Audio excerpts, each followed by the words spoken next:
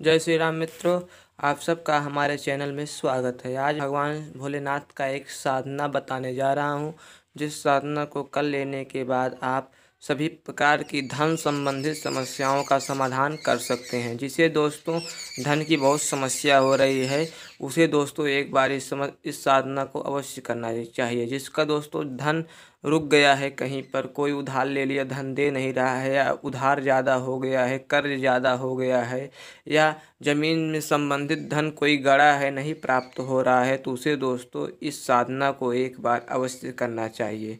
भगवान भोलेनाथ की कृपा से उसे दोस्तों वह धन संबंधित सभी जानकारी और धन दोनों प्राप्त होते हैं। यह दोस्तों भगवान भोलेनाथ के दूत मंत्र हैं। दूत का अर्थ ही यही होता है कि दूत दोस्तों जानकारी देता है। यह दूत सिद्ध हो जाने के बाद सभी प्रकार की भूत भविष्य वर्तमान या अन्य प्रकार की जमीन में गड़े संपत्ति की जानकारी साधक को बताता रहता है।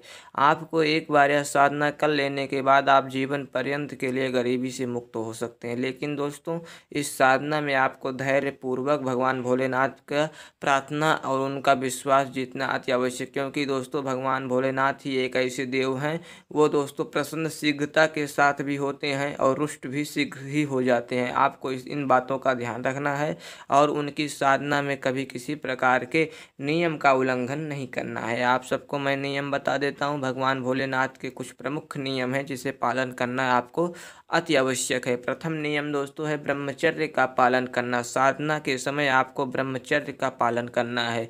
हम दोस्तों पहले आपको मंत्र बता देते हैं, मंत्र के बाद इनके 2 और 3 नियम बताते हैं आपको। मंत्र आपके स्क्रीन पे दिखाई पड़ रहा है। मंत्र बेहद छोटा और सरल और आसान है, सरल है। उस मंत्र को दोस्तों आप कंठस्थ याद अवश्य करें।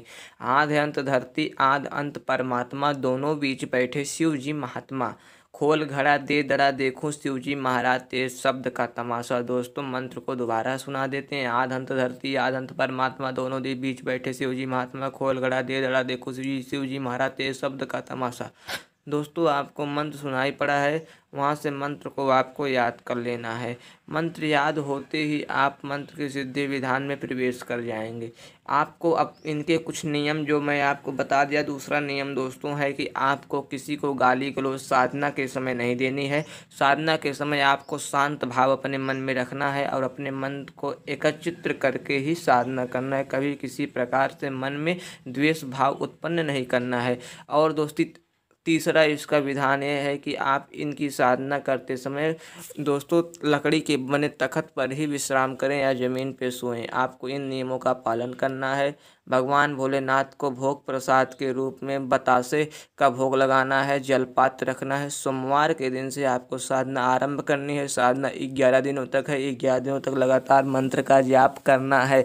मंत्र का जाप करते ही आपको 11 दिनों पश्चात ही इस मंत्र की संपूर्ण विधि के द्वारा उन सभी समस्याओं का समाधान स्वतः ही प्राप्त हो जाएगा और अपनी इच्छा अनुसार धन संपत्ति को प्राप्त कर सकते हैं। जैसे कि दोस्तों यह प्रमुखता जमीन से गड़ा हुआ धन निकालने में बहुत उपयोगी और बहुत प्रसिद्ध साधना मंत्र विधा है। आप इसका प्रयोग एक बार अवश्य करें। हमारे चैनल को लाइक सब्सक्राइब शेयर करें। जय जय श्री राम।